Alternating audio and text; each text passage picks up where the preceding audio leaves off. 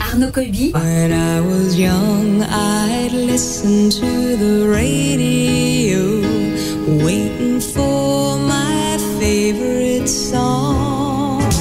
Morning, Mr. Radio, morning, little Cheerios, morning, Sister Oreo, did I tell you everything is fine?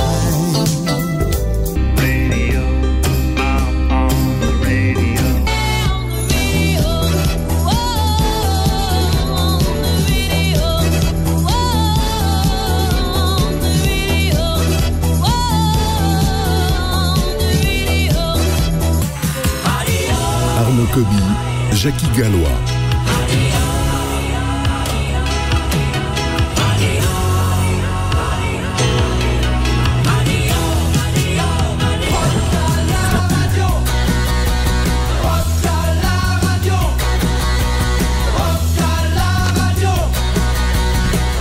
À la radio.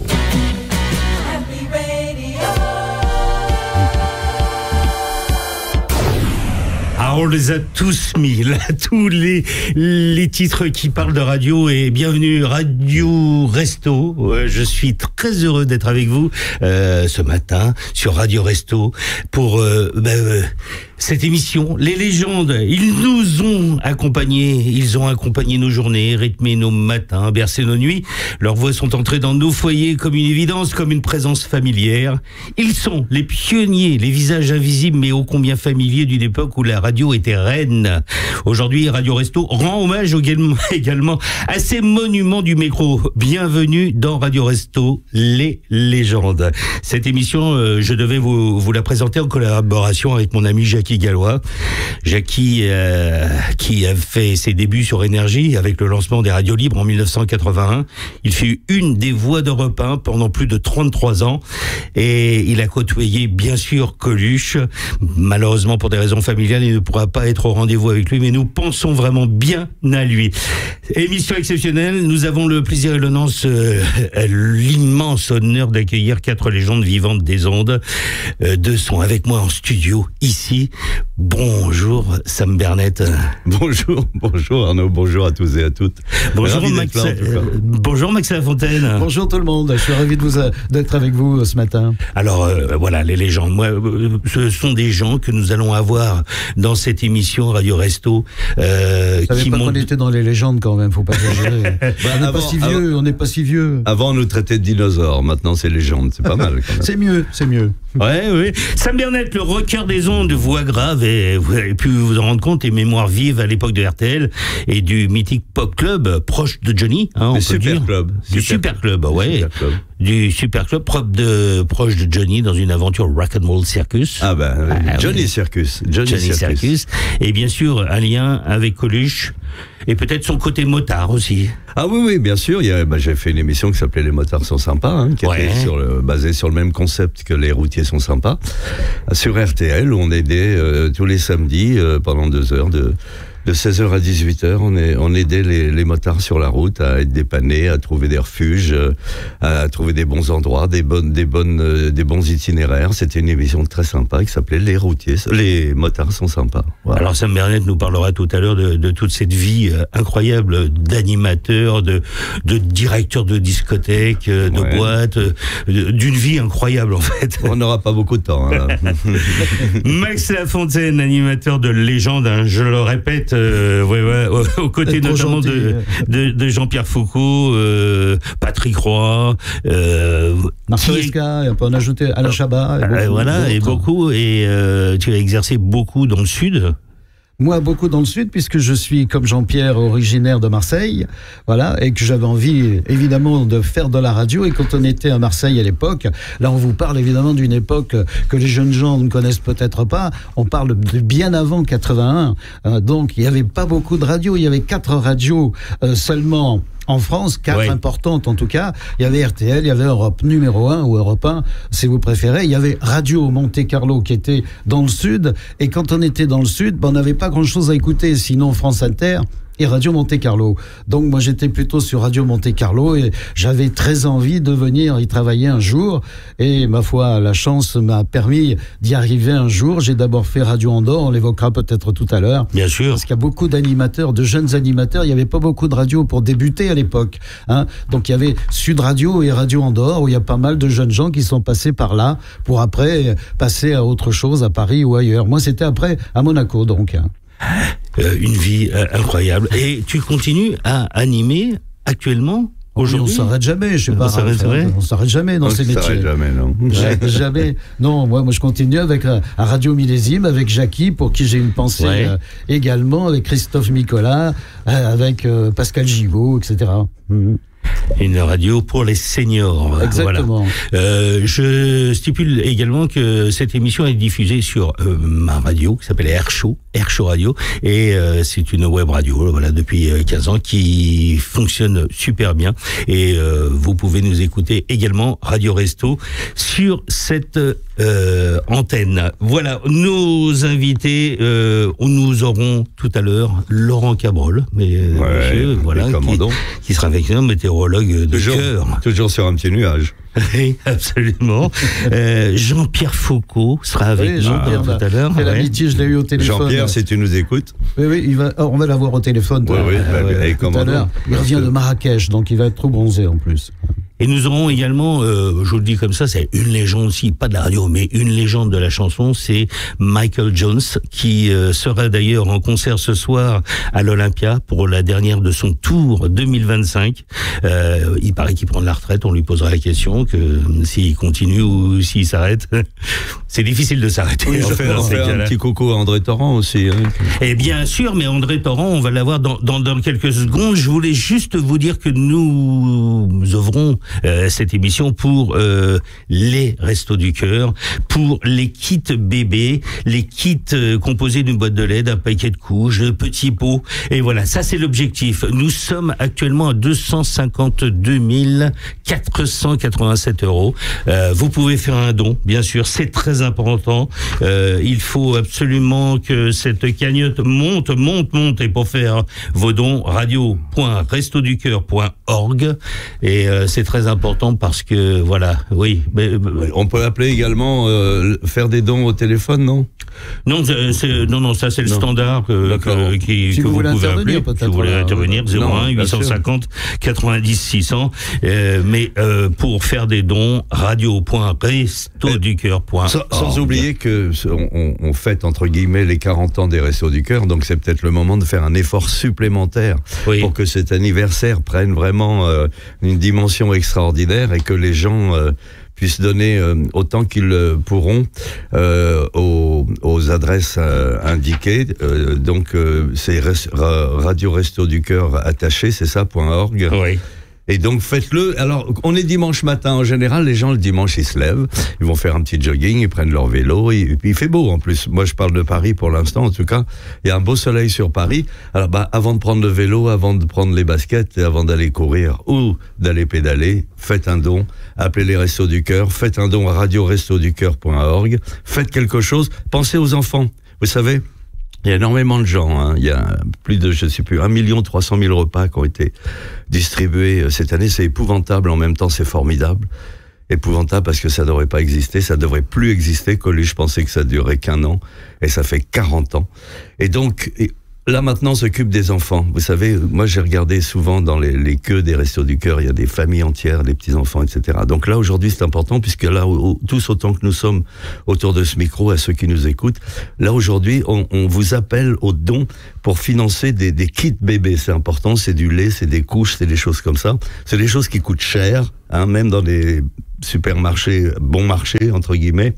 Donc faites un effort, on est dimanche, c'est les 40 ans, on est tous ensemble. Allez. Bougez-vous les fesses. On y va, et dans ces légendes, on va accueillir la voix chic et choc d'RTL, maître incontesté des hit parades et de la grande époque de l'FM, André Torrent. Bonjour André. Arnaud, bonjour et bonjour à tous. Ouais, c'est formidable la radio maintenant, ça se fait avec un portable. Je peux pas être avec vous en studio parce malheureusement. que c'est encore un peu contagieux. Donc en fait déjà pour acheter le journal, ma petite sortie c'est d'acheter le journal au coin de la rue et je mets le masque évidemment comme à la grande époque du Covid. Je n'ai pas le Covid mais une sérieuse infection pulmonaire et donc je pouvais pas vraiment vous contaminer, ça aurait été trop désagréable parce que vraiment on essaie de faire des choses formidables pour les Restos du Cœur. 40 ans après le premier message de Coluche sur Europe 1, c'était pas le moment d'apporter des miasmes dans le studio, mais je voulais être avec vous, bien évidemment. C'était une promesse qu'on s'était faite de se retrouver. Moi, j'étais fou de joie de retrouver Sam Bernett, mon complice de RTL. Ah ben, j'aurais tellement été heureux de faire duo avec toi, André.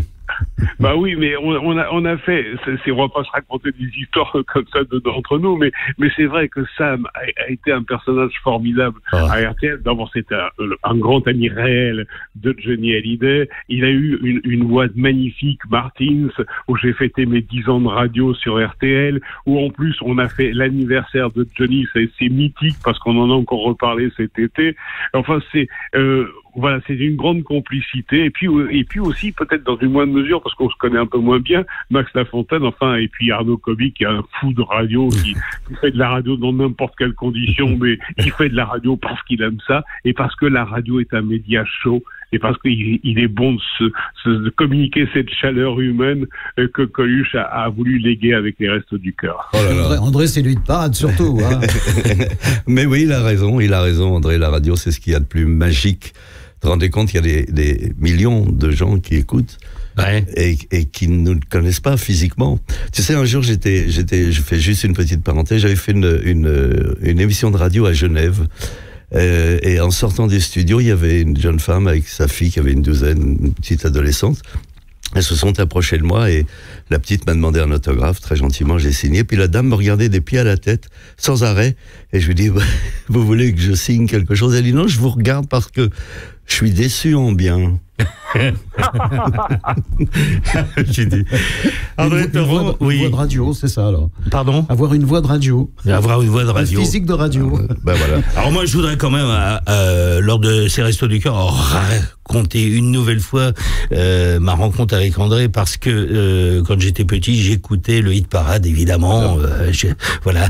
Et Hit Parade, RTL, bonjour. Je ne le fais pas aussi bien qu'André, mais en tout cas, je l'écoutais. Et un jour, je l'ai contacté, je l'ai appelé, je lui ai dit, voilà, j'aimerais vous rencontrer. Il m'a dit, passe à RTL. Bah oui. Je suis passé à RTL. On m'a dit, non, il est pas là, il est chez lui à côté où il habitait. Et il m'a reçu dans son salon, je vous raconte pas.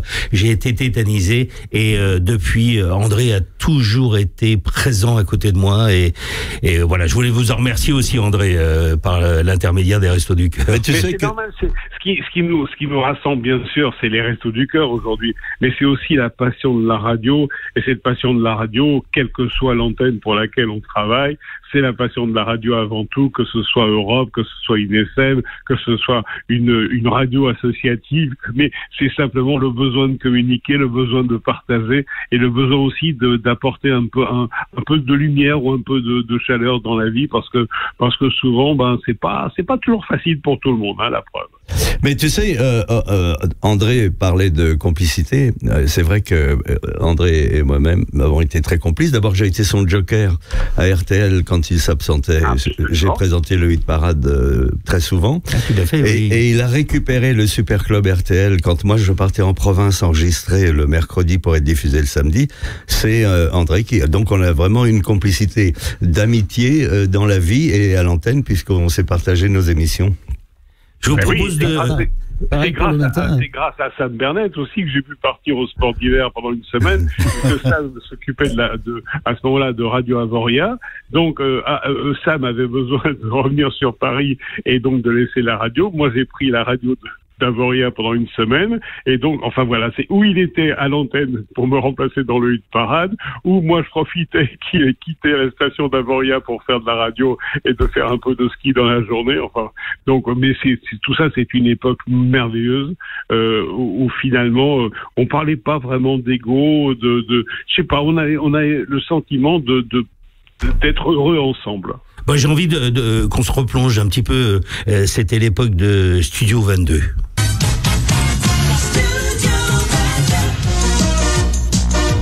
André Torrent, bonsoir.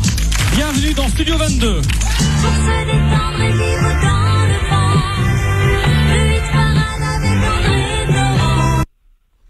Et voilà, un petit souvenir comme ça, une petite pépite, André Torrent, bonsoir, c'était un souvenir. Studio 22, c'était une émission également en public, et vous avez fait pas mal d'émissions en public, André. Ben, on a tous fait des émissions publiques. Bon, avec Sam, c'était le Super Club, c'était le samedi. C'est d'ailleurs il y a eu un incident un jour avec Sam. Il avait invité C. Jérôme, et au moment du lancement du générique dans l'émission préenregistrée, C. Jérôme s'est accroché à un câble. Mais à La Rochelle. Quand on a le micro dans une main et qu'on touche un câble dans l'autre, on est électrocuté. Il l'a été. il a failli mourir pour l'émission de Sam. Ouais, ben on meurt pour mon émission. Les gens mourraient pour moi. mais ça a été un coup au cœur aussi. Ah ben bien sûr, on a vraiment cru qu'on allait le perdre. Non, mais il a raison. On était à La Rochelle en direct. Et c'est Jérôme était sur le point d'entrer, c'était la vedette de l'émission, il était sur le point d'entrer sur scène, et il se tenait à une colonne comme ça, une colonne électrique dont on ne savait pas qu'elle était électrique évidemment, et de l'autre côté on lui a donné un micro, et d'un seul coup il y a eu, comme dans les dessins animés, des grands éclairs entre la colonne et le micro, et il s'est effondré, vraiment, on a cru vraiment qu'il allait y passer. Heureusement, on a fait les secours sont venus, etc. Et il a accepté, c'est là où je souligne son professionnalisme, c'est qu'il est remonté sur scène, on lui a dit non, tu vas rentrer chez toi. Il a dit non, pas du tout, je vais absolument faire l'émission. Il a eu le courage d'aller jusqu'au bout. Alors, André, vous avez démarré il y a quelques années maintenant, mais vous êtes passé par Europe 1, RMC, avant RTL, et justement Max Lafontaine qui était à côté de nous connaît très bien RMC. Vous êtes connu avec André, Max? Pas RMC, non, on s'est connus nous à RTL, puisqu'on faisait à l'époque les petits matins, mais je parle des années 90 là, où on se partageait le week-end et la semaine, voilà. Exactement. Là, nous on s'est retrouvés à RTL en fait, sur les tranches du petit matin, et Max Lafontaine est arrivé à Monte-Carlo après mon départ. Moi, je suis resté que 3 ans à Radio Monte-Carlo. 1968, la saison 68-69, 69-70 et 70-71. Je suis resté 3 ans en fait sur le Rocher, mais j'habitais en principauté de Monaco, et je faisais de la radio, mais on faisait de la radio à la fois le matin, le midi et le soir. C'était un peu compliqué, mais c'était passionnant. André Torrent, vous avez été la voix très populaire de RTL. Quel est votre premier souvenir avec Coluche? Ben, mon premier souvenir avec Coluche, c'est que moi, je venais voir ses spectacles. Il m'invitait régulièrement quand il avait un nouveau spectacle. Ouais. Mais avec RTL, Coluche, ça se passait pas trop bien. En fait, ça n'a pas été une mésentente, ça a été plutôt une incompréhension, parce que l'humour de Coluche n'était pas trop apprécié par l'un des directeurs de RTL de l'époque, et ils s'étaient pourtant réunis pour essayer de se retrouver, de se comprendre mieux, mais ça n'a pas marché. Mais Coluche avait un sens de la provocation, il pouvait pas s'en empêcher. Ça a été le cas quand il est arrivé sur le Rocher à Radio Monte-Carlo aussi. Bon, ça n'a pas duré, il avait promis qu'il serait sage, et puis il ne pouvait pas l'être, Coluche. C'est un troublion. Il a été quand même candidat à l'élection présidentielle. C'est l'année 80. Il a été embauché à Radio Monte-Carlo en 80, et évidemment, comme tous les contrats qu'on faisait à Radio Monte-Carlo, il ne fallait surtout pas parler de la famille princière. C'était à l'époque le prince régnier, Grâce de Monaco, et ses enfants. Voilà. Et évidemment, quand on dit ça à un Coluche, ça le fait pas. Donc à un moment, c'est lui donner une clé pour. Exactement. Donc il y a eu forcément le dérapage, plusieurs même, parce que il y a eu plusieurs choses concernant Stéphanie, concernant la famille princière. Ça n'a pas plu forcément, et au bout de 3 mois, on a dit à Coluche, tu vas rentrer chez toi. Moi, je crois qu'il était un peu le pionnier de ce qu'on fait aujourd'hui, hein, c'est-à-dire créer l'incident, absolument. Et après, on parlait de lui. Moi, j'étais témoin dans le buzz, comme on dit aujourd'hui. Exactement. Ouais. Dans le bureau, on était dans le même bureau et avec ses collaborateurs, il cherchait quelque chose à faire parce qu'il partait en tournée en Belgique et il fallait trouver quelque chose pour qu'on trouve un peu de shit dans la poche d'un de ses collaborateurs pour qu'on puisse parler de lui. C'était le buzz de l'époque. Mais là, je vous parle des années 80. Hein. On va faire une petite pause musicale, si vous voulez bien, pour justement un peu reprendre ce souffle et rester avec André Torrent, parce qu'on a tellement de choses. Je vous propose de... Jean-Jacques Goldman, elle a fait un bébé toute seule. Radio Resto, ce matin, avec vous.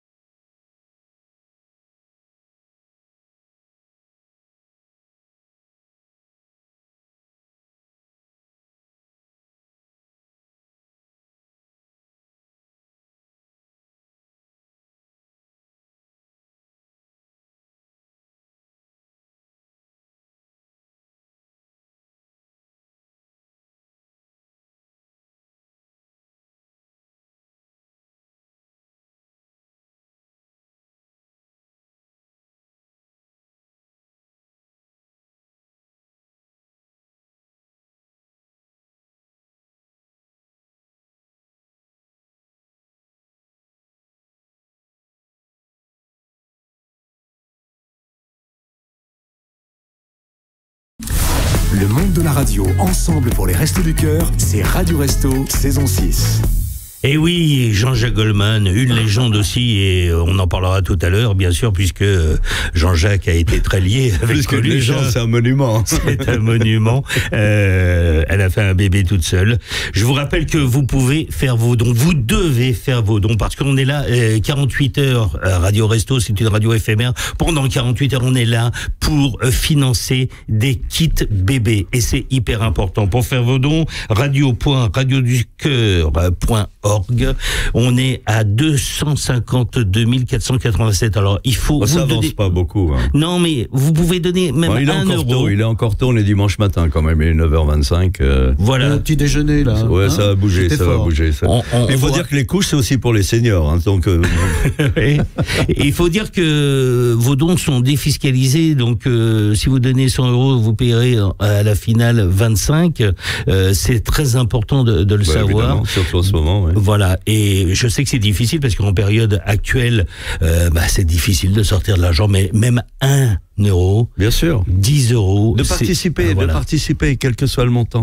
Voilà. Participer. Rappelle l'adresse, Monsieur Coby, s'il vous plaît. radio.radioducoeur.org et vous pouvez aller bien sûr sur les applis, l'appli Radio Resto, sur laquelle il y a un petit bouton pour faire des dons également.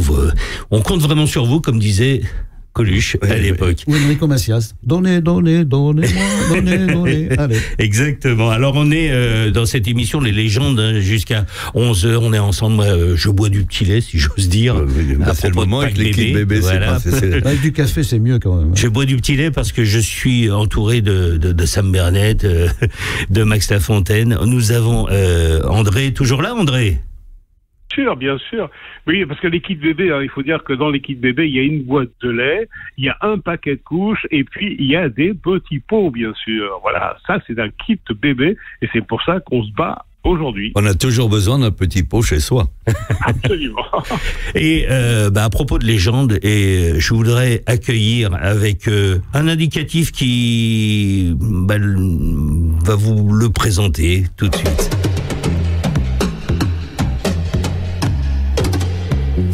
On chante dessus Jean-Pierre Foucault, Jean-Pierre Foucault. Ah, ça rappelle de bons souvenirs, ça, hein? Mais ne me dites pas que Jean-Pierre est avec nous. Jean-Pierre est avec nous, Jean-Pierre Foucault, bonjour.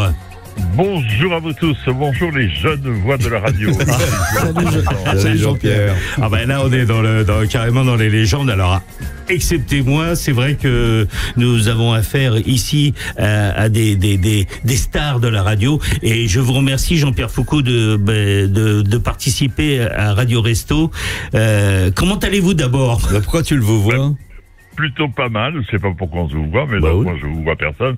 Plutôt pas mal, rien que le fait de vous entendre, de savoir que hélas ou tant mieux, les restos sont toujours présents.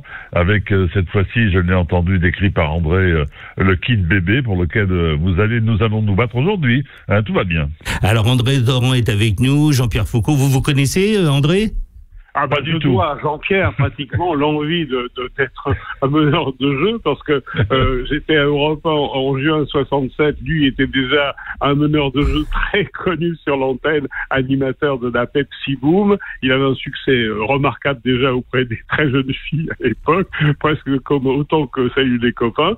Et je me suis dit finalement peut-être que je me fourvoie à la rédaction d'Europe avec mon agra sur l'épaule et prenant le son de gens qui sont dans la misère ou dans la peur ou dans les difficultés, parce que les informations générales à la radio, c'est ce qu'on confie en général aux plus jeunes des reporters, et c'est toujours des événements dramatiques. Et je trouvais que Jean-Pierre excellait en surfant sur les disques, avec beaucoup d'humour et tout ça. Je me suis dit, mais peut-être que je devrais plutôt m'orienter vers l'animation.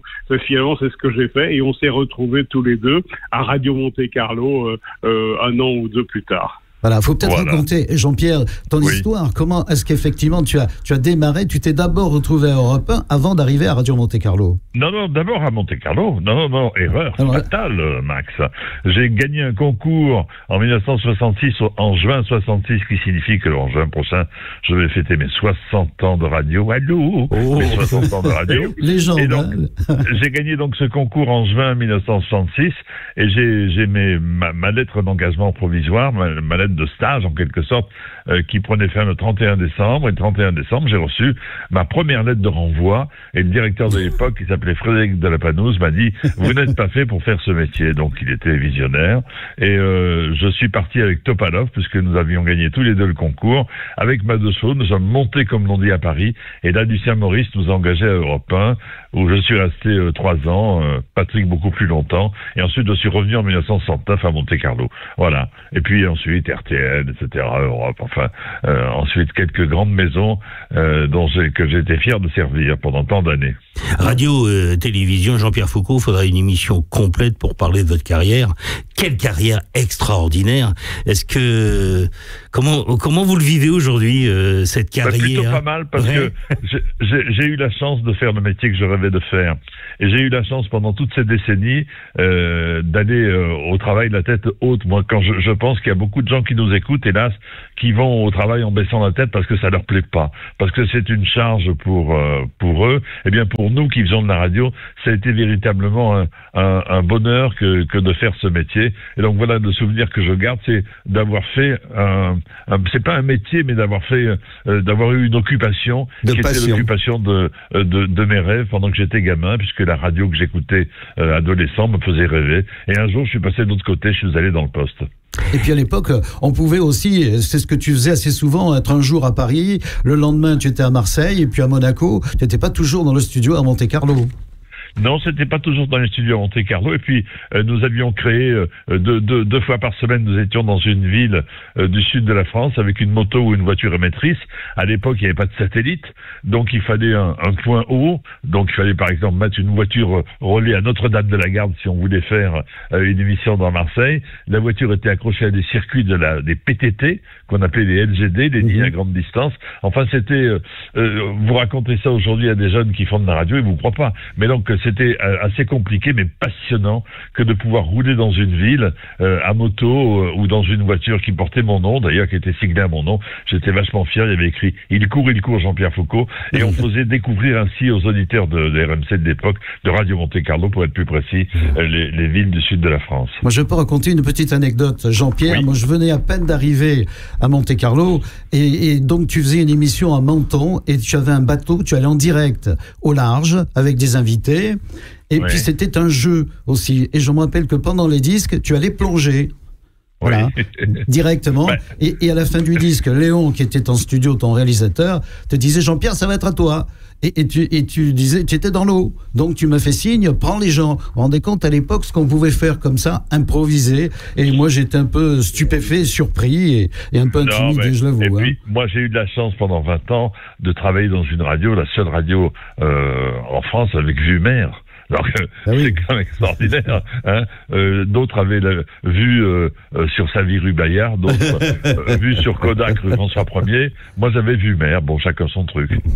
Alors, Jean-Pierre a parfaitement raison. Voilà. La radio Monte-Carlo, c'était mythique. Quand je suis arrivé là-bas, je me suis dit, mais c'est formidable d'être aussi proche de la Méditerranée. J'avais trouvé un slogan Radio Monte-Carlo, la seule radio qui a à la fois vue sur mer et sur la montagne. Exactement. André Torrent, justement, ce lien que vous pouvez avoir avec Jean-Pierre Foucault, c'est le nombre de vedettes et d'artistes que vous avez côtoyés tout au long de votre carrière, ce qui est assez extraordinaire. Moi, je voudrais rappeler pour André juste ce lien avec Claude François. Oui, Claude François a été le témoin de mon mariage et pour cet événement, le 30 octobre 1974, il avait enregistré sur le téléphone pleur des paroles dédiées à Régine et moi, et ça c'est un cadeau qu'une carte de crédit ne peut offrir. André, dans quelques heures, tu ne seras plus seul, elle te dira.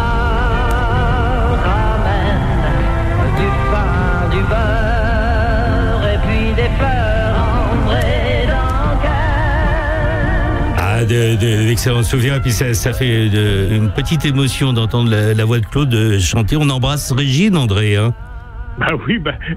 Elle avait des soucis de santé. On était à Bruxelles la semaine dernière. Et puis finalement, je crois que la proximité a fait que j'en ai un peu hérité. C'est ce qui explique mon absence du studio ce matin. Bon, on l'embrasse et on vous souhaite vraiment une bonne. On peut faire la bise à Evelyne aussi, Jean-Pierre, alors. Oui, eh ben oui, Jean-Pierre. C'est la même. Oui, tout à fait. Alors, vous, Jean-Pierre, qui avez côtoyé de grandes figures de la télévision, de la radio, que représentait Coluche à vos yeux à cette époque? Moi, Coluche, c'était quelque chose de très furtif. Je vais vous expliquer. Janvier 1980, Michel Bassi, qui était le patron de Radio Monte-Carlo de l'époque, avait engagé Coluche entre midi et 13h pour 3 mois. Et il avait fait une recommandation, surtout, on ne dit rien sur la famille princière. Et évidemment, c'était la seule recommandation qu'il ne fallait pas faire à Coluche. Et de 3 mois, il est resté 3 jours. Donc je l'ai connu de façon assez furtive.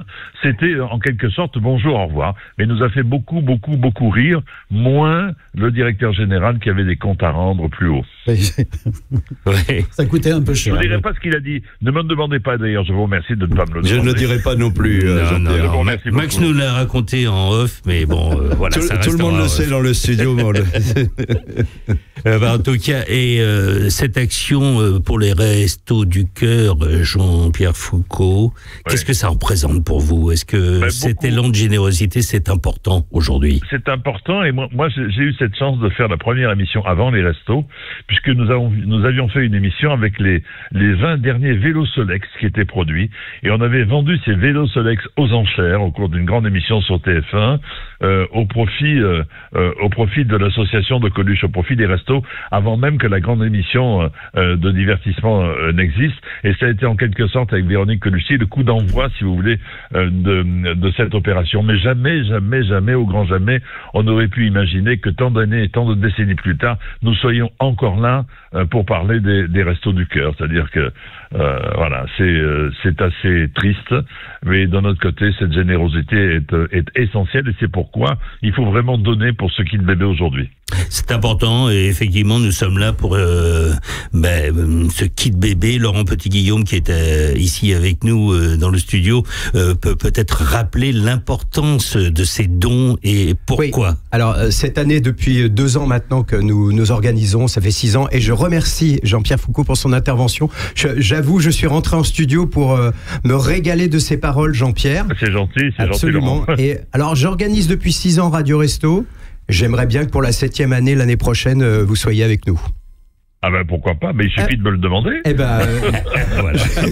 Ça sera fait. Bon, oui, je voulais juste rappeler que depuis 2 ans, nous organisons ça. C'est 48 heures d'émission de radio inédite avec cette année 65 animateurs, animatrices, toutes radios confondues, toutes générations confondues, pour financer ce qu'on appelle des kits bébés. C'est-à-dire, je vous donne juste un exemple. Si vous faites un don de 100 € sur radio.restoducœur.org ou sur notre application Radio Resto, ça correspond, vous le savez très bien, grâce à Coluche, grâce à la loi Coluche, à un don de 25 €. Et ça permet tout simplement d'accompagner un bébé de moins de 3 ans pendant 3 mois. Oui. Voilà. Donc voilà, nous finançons des kits bébés, c'est-à-dire tout ce qui est hygiène, nourriture, le lait, les petits pots, et surtout l'accueil du papa ou de la maman, car on a souvent et de plus en plus, je rappelle que 128 000 enfants de moins de 3 ans ont été accueillis entre 2023 et 2024 dans les centres d'accueil des Restos du Cœur, 128 000 enfants de moins de 3 ans. Et surtout, l'important, c'est qu'on accueille d'abord le parent et ensuite l'enfant. Voilà. Vous savez tout, un petit don, ça peut être un don de 1 € plus 1 € plus 1 €, j'ai l'habitude de le dire depuis 6 ans, un petit don plus un petit don égale un gros don, et je vous laisse travailler, et je continue à vous écouter. Salut Laurent, merci. Salut, merci Jean-Pierre, voilà, à bientôt. Salut Laurent Petit-Guillaume, qui est l'un des éléments fondateurs de cette radio avec André. Bruno Guillon. Ah, c'est André. Salut, voilà. Salut André. Salut. Merci André aussi d'être là au téléphone, et bon courage.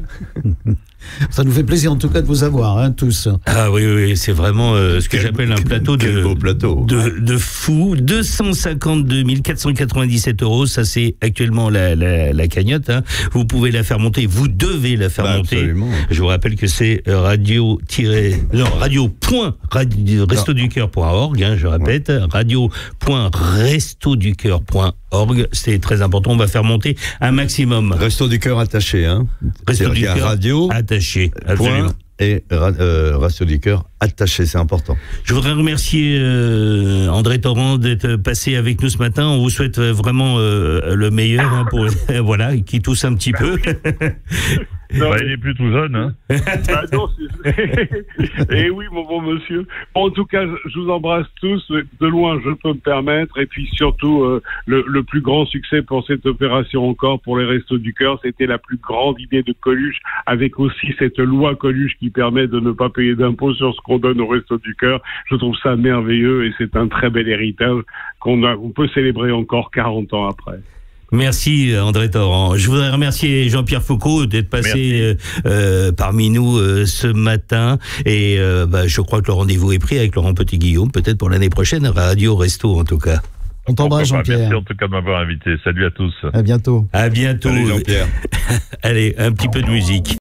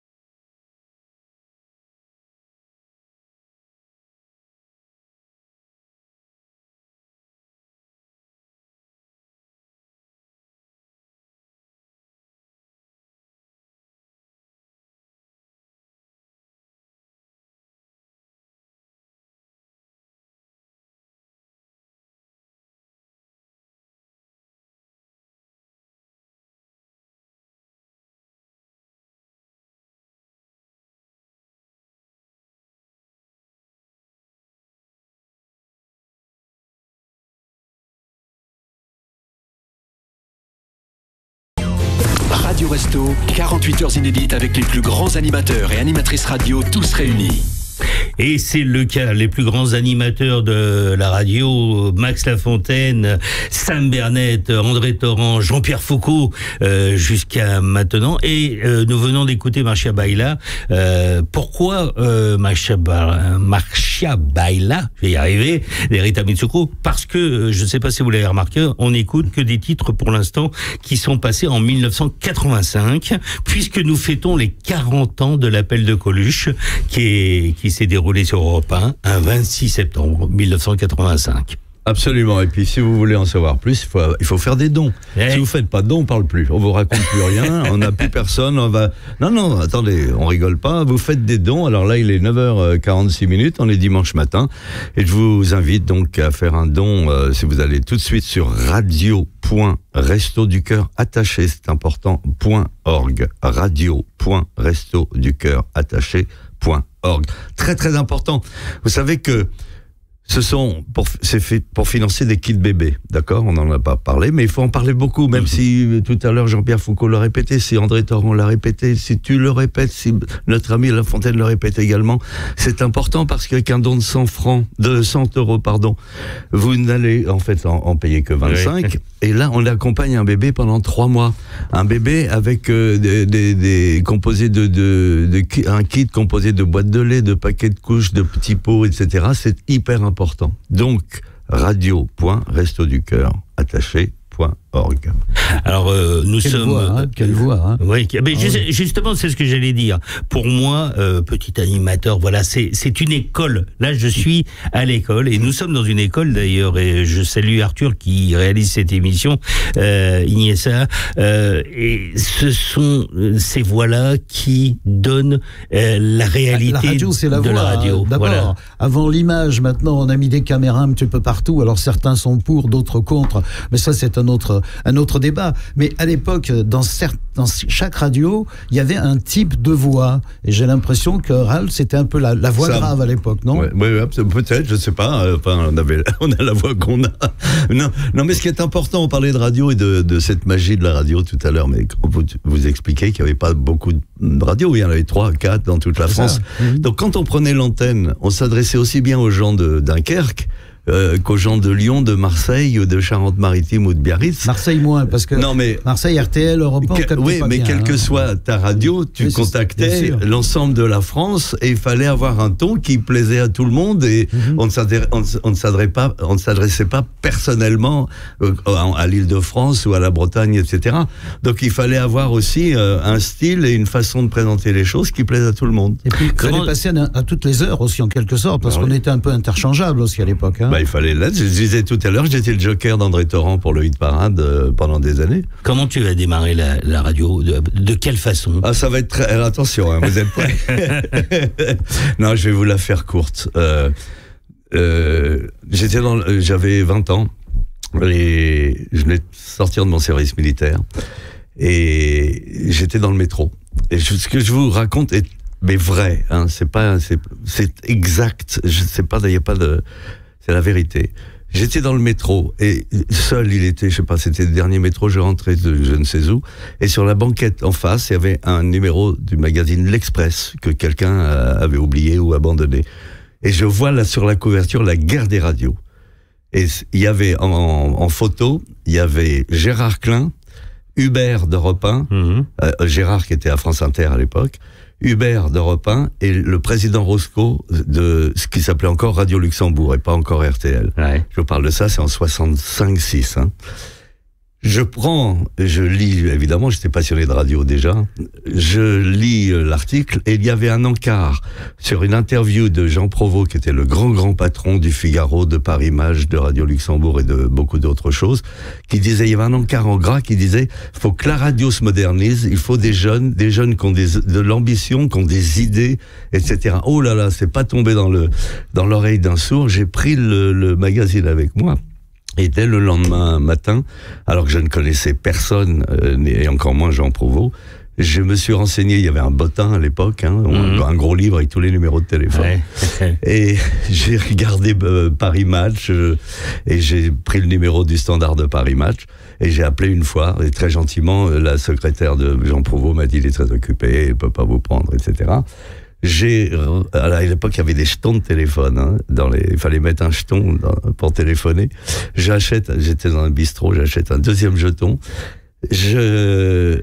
J'appelle même bonjour, j'aurais parlé à Jean Prouvost, qui êtes-vous, machin, Internet, bon, il est très occupé. J'étais un peu énervé, j'ai repris un troisième jeton et là je me suis lancé et quand son assistante m'a demandé de la part de qui, j'ai dit de son fils. Et elle m'a dit ne quitte pas. Et Prouvost me dit allô Jacques. J'ai dit non excusez-moi et je balance tout à toute vitesse, la voix tremblante. Je lui dis voilà j'ai lu l'article, je suis jeune, j'ai 20 ans, j'ai des idées, je veux faire de la radio. Il m'a dit attendez, vous appelez comment? Je vous passe mon assistante. Et il me reprend au téléphone après, il me dit bah voilà, on va vous laisser une enveloppe à l'accueil de Paris Match. Vous passez prendre cette enveloppe et il y aura l'adresse de la personne que vous devez contacter. Je passe prendre l'enveloppe dans l'après-midi.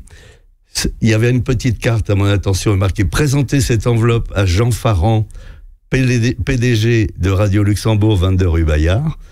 Je ne savais pas du tout ce qu'il y avait dans l'enveloppe. Je me présente, Farand me reçoit, Raymond Castan, qui était le directeur général, était à côté de lui. Ils ouvrent l'enveloppe. Ils lisent. Moi, j'avais les mains moites et les doigts croisés sous la table. Sans doute, oui.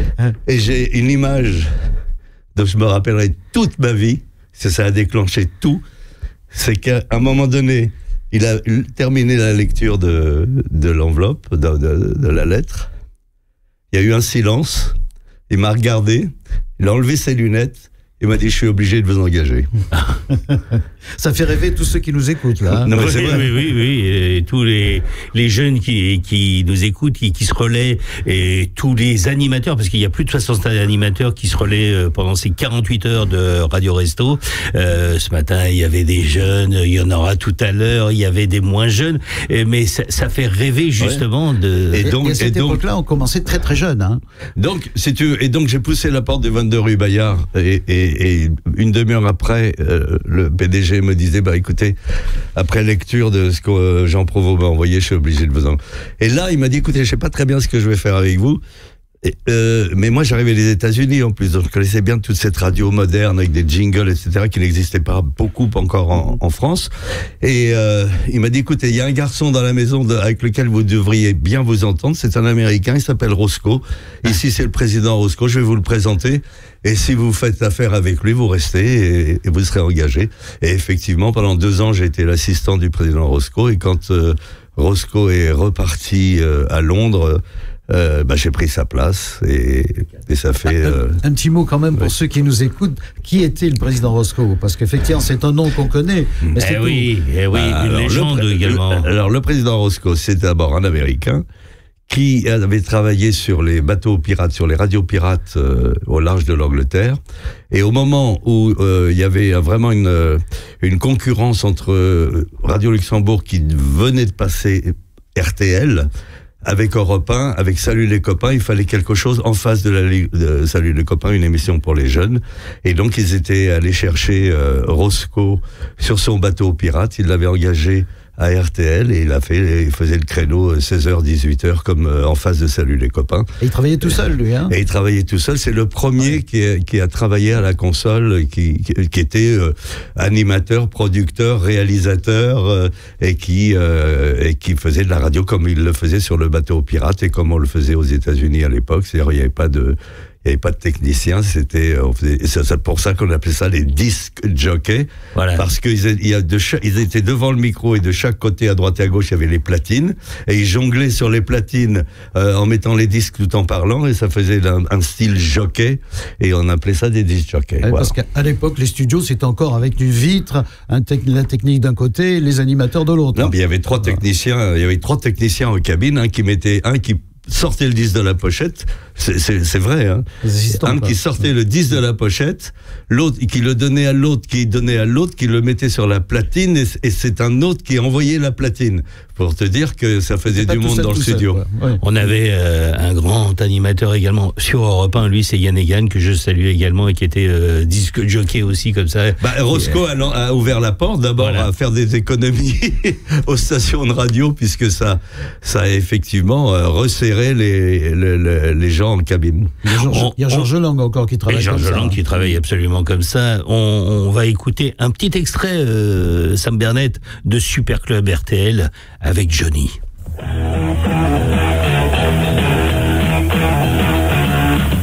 Super Club RTL, en direct aujourd'hui du théâtre L'Hexagone de l'Agora, spécial anniversaire Johnny Hallyday. Avec aujourd'hui tous les amis, tous les chanteurs amis de Johnny Hallyday, nous recevrons Guy Benardo, Michel Chevalier, Chantal Goya, Michel Mallory, Jean-Jacques Debout, une amie de Johnny venue spécialement de Belgique pour lui faire la bise et lui souhaiter un heureux anniversaire, Annie Cordy. Il y a un jeu à gagner avec une moto. Et bien entendu, vous êtes là pour applaudir et pour lui souhaiter un très heureux anniversaire, Johnny Hallyday. Super souvenir, Sam Bernet, une voix, une présentation, et on écoute Johnny Rider, ce titre de Johnny, écrit par toi, hein. Que j'ai composé, oui, écrit, oui, absolument.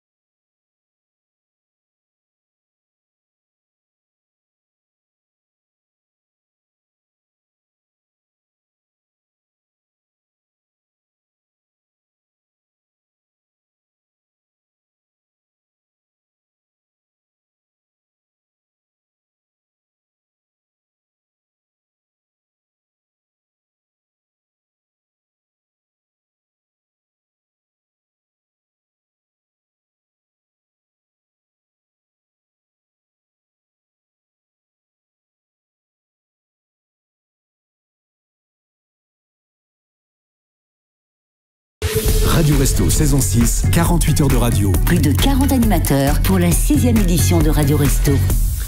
Radio Resto, les légendes, et nous sommes ensemble jusqu'à 11h. Qu'est-ce qu'on est bien là, avec Max Lafontaine, avec Sam Bernett. Il y a également Jean-Pierre Foucault qui était là il y a quelques instants, André Torrent, et je dois dire que cette émission était également diffusée sur une radio qui s'appelle Air Show. Air Show Radio, c'est ma radio web, une des 5 elle est bien cette radio. Merci Sam. Moi j'étais souvent à Radio Air Show, c'était très très bien. Voilà, c'est très bien reçu. Mais il est gentil, hein. Mais en tout cas, Johnny Rider, là, dont qu'on vient d'écouter juste avant, c'est une chanson que tu as écrite. Ça a été quoi cette relation avec Johnny, ce rock'n'roll circus? Ah non, il y a trois choses. D'abord, il y a Johnny Rider, la chanson qu'on vient d'entendre, et où j'ai fait les paroles. C'est Mallory qui a fait la musique. Johnny venait de faire sa première traversée du désert en 74. Ils n'étaient pas nombreux, hein. Ils étaient 3, il y avait Sacha Roule, son secrétaire, et un photographe de Salut les copains. Il n'y avait pas d'Harley Davidson, c'était des Kawasaki. Et en revenant, il m'a expliqué un peu, on s'est éclaté, on a traversé la vallée de la mort, etc., etc. Et puis, en rentrant, j'ai griffonné un petit peu des trucs, et puis j'ai terminé la chanson, et puis je lui ai donné, il m'a dit, bon, c'est très sympa, on va le faire. Puis ça s'est appelé Johnny Rider. Voilà. Et alors sur les routes avec Johnny? Oh là là.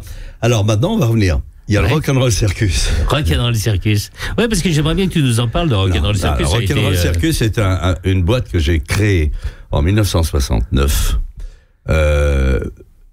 C'est simple. Moi, je trouvais qu'il n'y avait pas une seule discothèque à Paris qui passait la musique que j'aimais. Et comme je faisais déjà de la radio, puisque j'étais à RTL, après je suis passé à Europe 1, je me suis dit, moi je vais faire une boîte où je passerai que la musique que j'aime.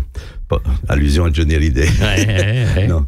Mais et donc j'ai ouvert le Rock'n'Roll Circus. C'est dans les boîtes, on passait pas Pink Floyd, on passait pas Led Zeppelin, on passait pas ces choses-là. C'était des trucs pour danser, James Brown, etc. C'était très bien. Mais moi, ça m'amusait pas. C'est de la musique que je connaissais. Je passais mais à la radio, on passait des disques comme Led Zeppelin, comme les Stones, Beatles, etc. Donc j'ai dit, moi, je vais faire une boîte, je ne passerai que ce genre de musique. Et ça a attiré énormément de monde. Et c'est devenu le spot universel, puisque tout le monde, ça venait d'Allemagne, d'Angleterre, des États-Unis. En plus, j'avais mis une scène avec des instruments, ce qui permettait aux musiciens de passage de faire des buffs ou de se retrouver, de jouer. On a eu tout le monde, hein. J'ai eu Jimmy Page, j'ai eu Clapton, j'ai eu David Gilmour, j'ai eu Joe Cocker. Ils sont tous passés. J'ai eu même Errol Garner. Qui sont passés au Rock'n'Roll Circus. Et c'est au Rock'n'Roll Circus où Gene Vincent a donné son dernier concert. Il est mort quelques mois plus tard. Et là, c'est une autre histoire, si vous me donnez 30 secondes. C'est que Gene Vincent était de passage à Paris avec son manager. Et on leur avait dit, il faut aller dans cette boîte-là, il y a que de la musique formidable. Donc, ils ont passé la nuit au Rock'n'Roll Circus. Mais toute la nuit. C'est-à-dire que quand ils sont sortis vers 5-6 heures du matin, ils ne sont pas allés se coucher, ils sont entrés à leur hôtel, et ils avaient un avion à 8h ou 8h30, et ils ont commandé un taxi. Mais comme ils avaient passé vraiment une nuit un peu agitée dans tous les sens du terme, sans avoir dormi, en attendant le taxi, Gene Vincent, il s'est assis sur le trottoir pour fumer une cigarette. Son manager a vu le taxi, est monté dans le taxi, est parti avec le taxi en laissant Gene Vincent sur le trottoir. Gene Vincent qui parlait pas français, qui avait pas d'argent, ou en tout cas pas d'argent français sur lui, et qui ne connaissait personne sauf une chose, une adresse. C'était le Rock'n'Roll Circus. Donc il a erré dans Paris toute la journée en se retrouvant, demandant son chemin. Et moi, quand je suis arrivé vers 10h30 avant l'ouverture de l'établissement, il était assis sur les marches. Je dis, mais Gene, qu'est-ce que vous faites là? Et il m'explique l'histoire, je hurle de rire, même si c'était pas très drôle, mais c'est quand même abandonner le meilleur, un des pionniers du rock assis sur le trottoir, c'est quand même une drôle d'histoire. Et donc je lui dis, c'est pas grave, on va appeler ton manager, tu vas passer la nuit, on va aller dîner, tu vas rester avec moi, et puis ça va s'arranger, sauf qu'il n'y avait pas de téléphone portable, que je n'arrive pas à joindre son manager pendant 3 jours. Le manager était un peu fantasque aussi. Hein. Il s'appelait Henry Enroyd. Et donc, Gene est venu habiter chez moi pendant 3 jours. Et le soir, il était au circus et on rentrait ensemble. On prenait le petit-déj. Enfin, lui, il prenait de la bière surtout. Et donc, je l'ai gardé chez moi. Et à la fin, quand j'ai eu le manager qui m'a dit « Prends-lui un billet d'avion, je te le rembourserai », j'ai dit à Gene « Bon, je t'accompagne à Orly demain matin ». Il m'a dit, mais attends, tu as été formidable, j'ai pas dépensé un sou, tu m'as nourri, tu m'as accueilli chez toi, qu'est-ce que je peux faire? Et je lui dis, chante. On me dit, comment je chante? Je dis, tu chantes, tu me fais un concert, au Rock 'n' Roll Circus, il y a une scène, il y a des instruments. Il me dit, mais j'ai pas de musicien. J'ai dit, je vais t'en trouver. J'ai appelé Johnny. Et j'ai dit, Johnny, devine qui chante au Rock 'n' Roll Circus demain soir. Et je lui dis, Gene, il me dit, non, tu déconnes. Je dis, non, mais j'ai besoin de musiciens. Et il me dit, je te prête tous mes musiciens à une condition, je viens chanter Biba Polula à la fin avec Gene Vincent. Et ça s'est passé comme ça. Quelle anecdote incroyable. Alors, cette émission s'appelle Les légendes. Les légendes de la radio, vous l'avez compris, les légendes dans tous les sens du terme, puisque nous accueillons une légende, la légende. Bonjour, Michael Jones. Bonjour. Bienvenue sur Radio Resto, Michael, et merci d'être là parce que je sais que ce soir c'est la dernière à l'Olympia d'une tournée qui s'appelle Tour. C'est mon dernier tour. Comment ça s'appelle? Non, ça s'appelle Je passe mon tour, mais c'est pas la dernière. C'est la dernière à l'Olympia. Ah, c'est la dernière à l'Olympia. Bonne nouvelle. Oui, mais enfin, voilà. je passe mon tour, c'est pas forcément bon signe. Ça veut dire que vous allez arrêter, Michael? Non, en fait, je fête mes 60 ans de scène. Oui. Et je vais raconter mes 60 ans de scène en musique. Et c'est aussi les 40 ans de la chanson Je te donne. Ouais. Donc, voilà. Donc, je passe mon tour parce que je passe toutes les les époques de ma carrière. Y compris une chanson que j'ai écrite pour Johnny. Bien sûr, oui, vous en avez écrit un paquet et ça a été justement... Laquelle pour Johnny? J'oublierai ton nom, j'ai co-écrit avec Jean. Johnny, très bien, très bien. Oui, j'oublierai ton nom. Enfin, je vais pas faire... Non, je chante pas, s'il te plaît. Si on peut éviter, Michael fait ça très bien. La dernière fois, on s'était vu, Michael, c'était l'héritage Goldman, parce que c'était un spectacle fabuleux, voilà, que vous avez joué pendant plusieurs années, 2-3 ans, je crois. 2 ans, ouais. Et là, c'est mon dernier tour. Qu'est-ce qui se prépare dans l'avenir après pour vous? Je vais continuer à faire de la musique avec des copains, jouer à droite et à gauche. Au début de l'année prochaine, je vais jouer avec Nono, qui a aussi été un guitariste de Johnny. On va faire un festival à Nice. Pour un œuvre caritatif et voilà, je vais continuer à faire de la musique, mais je vais plus faire de grosses tournées électriques. C'est la dernière tournée électrique avec toute une équipe qui me suit, etc. Michael, comment va Jean-Jacques? On peut avoir des nouvelles? Oui, il va très bien. On lui pose la même question à chaque fois, Michael, parce normal. Que les gens se lassent. Et c'est vrai que il y a 40 ans, Michael, nous fêtons aujourd'hui l'appel de Coluche sur Europe 1. Il y a 40 ans, c'était le 26 septembre. Vous étiez déjà avec Jean-Jacques. Comment ça s'est passé pour vous, cet appel de Coluche? Comment vous l'avez vécu? Moi, ça a fini avec un match de foot à la Courneuve, où je me suis retrouvé à jouer, je joue très mal au foot, à jouer contre des journalistes, on a battu les journalistes, contre les journalistes, il y avait peu d'artistes, mais il y avait beaucoup de sportifs. Le Variety Club. Sportifs de haut niveau. Contre ces gens-là, on n'y peut rien. Je crois qu'on a perdu 9-0 en 10 minutes. Voilà, mais bon, c'était sympa. C'est pas normal un Anglais qui joue mal au football. On est parti sur la tournée. Pardon? C'est pas normal un Anglais qui joue mal au football. Je suis pas anglais. Allez, attention. Nous, on joue au rugby. J'ai fait la bulle. Voilà, c'est Max Lafontaine qui anglais, enfin. En tout cas, et quel souvenir vous gardez alors justement de ce contact, de ce premier titre des Restos du Cœur qu'a composé Jean-Jacques Goldman? Vous avez assisté ou pas? J'étais là quand Coluche a demandé la chanson. On faisait une émission sur Canal+, Et Coluche avait un quotidien. À ce moment-là, il avait la loge à côté. Et à un moment, quelqu'un frappe à la porte. On dit rentrer, il rentre et Coluche il explique que voilà, j'ai commencé un truc où je cherche des moyens pour donner à manger aux gens et le meilleur moyen pour trouver de l'argent, c'est de vendre un disque. Et la personne qui vend le plus de disques en ce moment, c'est vous. Et il dit à Jean-Jacques, est-ce que tu peux me faire une chanson?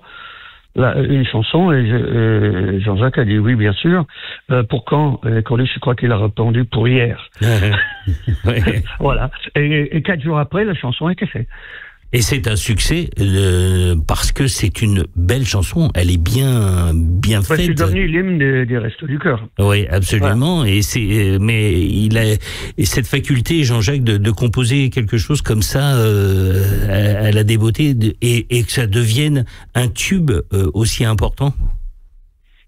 Tout ce qu'il a écrit n'est pas devenu un tube, mais il en a fait tellement qu'on oublie ceux qui n'ont pas marché. Oui, c'est vrai. Michael Jones, vous êtes ce soir, je le rappelle, à l'Olympia à partir de 19h. Oui. C'est pour ce concert. Ça vous démange pas? Vous n'avez pas envie un jour de vous retrouver avec Jean-Jacques sur scène une fois? Évidemment, mais bon, je sais que c'est cuit. C'est carrément, voilà, c'est un point de non-retour. Et il reviendra pas, même pour faire participer une œuvre quelconque ou quelque chose. Il y a une chose que j'ai appris dans la vie, il faut jamais dire jamais. Oui, c'est vrai. Mais pour le moment, Jean-Jacques m'a dit un jour, si jamais je vais remonter sur scène, tu seras le premier au courant. Et donc pour le moment, je suis pas au courant. D'accord. Vous avez participé de nombreuses années aux Enfoirés, ce qu'on appelle les Enfoirés, 30 ans, à ce spectacle. Comment vous le viviez, ça? C'était un beau spectacle. Comment ça se passe, les Enfoirés, pour les artistes? Dans la joie et la bonne humeur, surtout, parce que on s'amusait, c'était rigolo. C'était dur physiquement. C'est un vrai presse-purée parce que il faut apprendre des chansons dans quelques jours et après on fait 7 concerts dont le dimanche 2 concerts qui durent 4h30 et c'est la raison pour laquelle j'ai arrêté d'ailleurs, c'est-à-dire physiquement je n'arrive plus. J'ai 73 ans, il faut penser à la vieille carcasse. Voilà. Donc, bon, ça continue et les jeunes artistes, ils sont présents et ça se passe bien. Et on peut regretter juste que le disque se vende moins qu'avant. Ouais, parce que c'est le cas pour tout le monde. Le disque se vend moins et donc les ressources sont beaucoup moindres. Mais rien que l'émission de télé, c'est 20% du budget annuel des Restos du Cœur. Voilà, c'est hyper important. C'est très important. Bien sûr. Et le contact avec le public également. C'est vrai que les disques se vendent moins. Je vous rappelle que Radio Resto se mobilise, notamment pour la petite enfance. On a une cagnotte. L'objectif, c'est 500 000 €. Voilà, on est à plus de 250 000. Il faut que vous fassiez un don. C'est pour financer un maximum de kits bébés composés de boîtes de lait, d'un paquet de couches, de petits pots. Voilà, les dons serviront également à adapter les centres Restos du Cœur au public accueilli en aménageant des espaces petite enfance. C'est très important. Vous pouvez faire vos dons à radio.restoducoeur.org. Et moi, je vous souhaite un super concert ce soir. On se retrouve à l'Olympia, bien sûr, Michael Jones, et pour ce tour, et ce tour 2025. Et j'arrive pas à dire que voilà, je passe mon tour. J'ai du mal à dire je passe mon tour. Je vais prendre ta place. C'est difficile. C'est comme quand on joue aux cartes. Hein. Oui, voilà. Oui, voilà, c'est une belle image, absolument. C'est un tour de joueur de poker. Merci Michael Jones, à très bientôt en tout cas, et merci d'être passé sur Radio Resto. À bientôt, au revoir. Et on écoute justement, il y a 40 ans, Jean-Jacques Goldman, Michael Jones, avec cette chanson, Je te donne. Et c'est le principe.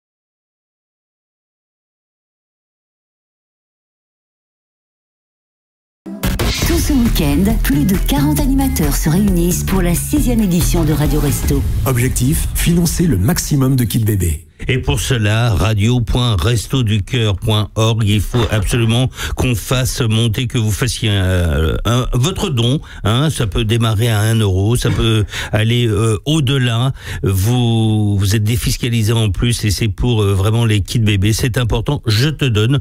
Ils viennent de le chanter, donc c'est typique. Radio Resto, bien sûr, 48 heures, radio éphémère avec plus de 60 animateurs. Vous allez en retrouver encore cet après-midi. Et des amis et des animateurs absolument. Ils vont se régaler, les auditeurs. Ils vont se régaler. Ah ouais, ça va être génial. Oui. Et je voudrais, Sam, qu'on parle parce qu'on a écouté Johnny Ryder, et voilà. Oui. Et ce tour. J'ai parlé du Rock'n'Roll Circus, qui est devenu un endroit mythique. Et puis il y a eu le Johnny Circus. Le Johnny Circus. La tournée cauchemar de Johnny Hallyday, ça l'a ruiné pendant 10 ans. Les banques lui avaient repris ses cartes bleues, ses chéquiers, il n'avait plus un sou, il a repris vraiment du poil de la bête en 76 quand il a refait le Palais des Sports, sinon il était ruiné complètement parce qu'il avait été. Alors, ce qui s'est passé, il s'est passé que ça risque d'être très long parce que ça a duré 3 mois, mais 3 mois catastrophiques. Johnny a eu une idée. Un jour, il arrive justement au Rock'n'Roll Circus où il venait fréquemment. Il me dit, j'ai une idée formidable. Je veux partir sur la route avec un vrai cirque, avec des caravanes, avec un chapiteau. Ça va être génial. On va aller de ville en ville, etc. Et on va mettre des clowns, des acrobates. On va faire des trucs. Je vais appeler ça le Johnny Circus. Je dis, c'est pas une mauvaise idée. Il me dit oui. Et moi, j'avais présenté souvent Johnny sur scène entre 1967 et là, on était en 72. J'avais fait plusieurs tournées avec lui. Il m'a dit, mais moi, je veux que tu viennes. Tu seras mon monsieur loyal, tu vas me présenter comme d'habitude, ça va être génial, etc. Donc on part à l'aventure. Et la première, tout a déconné, enfin tout a mal marché tout le temps. C'est-à-dire la première, elle était sur la pelouse derrière le château de Chantilly. Le chapiteau est monté, c'est magnifique, il y a des éclairages, sauf qu'il pleut, mais toute la journée, le soir, au moment où les gens arrivent, c'est-à-dire vers 20h, un orage et des pluies diluviennes, les gens pataugés dans la boue, les femmes qui s'étaient fait jolies, etc., tombées dans la boue. C'est une horreur subitement. Panne d'électricité générale. Tout le monde se retrouve dans le noir. Il y a une bande de Harley Davidson, de bikers qui arrivent, qui commencent à se battre avec le service d'ordre, donc les CRS arrivent. Alors, imagine-toi, la pluie, la boue, les invités qui tombent dans la boue, la bagarre avec les CRS et les bikers, plus la panne d'électricité, et il n'y avait pas de téléphone portable. Johnny qui appelle la production avec un talkie-walkie en disant « Ma voiture est bloquée dans un chemin creux dans la boue, je peux pas arriver, je peux pas venir. » Et est arrivé avec 2 heures de retard. Je vais vous la faire courte, mais ça a commencé comme ça, donc très très mal. Deuxième jour, on doit jouer, je sais pas, à quelques centaines de kilomètres. Il y a un accident de train terrible, il y a une Micheline. Il y a un pont, un viaduc qui s'écroule sur une Micheline, il y a 83 morts. C'est-à-dire que le préfet de la région annule tout en disant pas de spectacle, pas de cinéma, pas de théâtre. Donc Johnny Circus, ça fait 2 jours qu'on joue pas quand même. Il n'y a pas de spectacle, etc., etc. Juste pour terminer, parce qu'il y a eu d'autres choses, puisque moi je suis resté à Grenoble 6 heures sur scène parce qu'il n'était pas là quand même. On cherchait partout. Ça sera pour une autre émission, un autre sujet. Mais on n'avait pas prévenu Johnny, personne n'avait prévenu Johnny qu'un chapiteau, pour pouvoir présenter le soir le spectacle, ne peut pas se déplacer de plus de 40 à 50 km par jour entre le montage et le démontage. C'est-à-dire que quand, dans une ville, on faisait le plein, le lendemain, à 60 km, il n'y avait personne.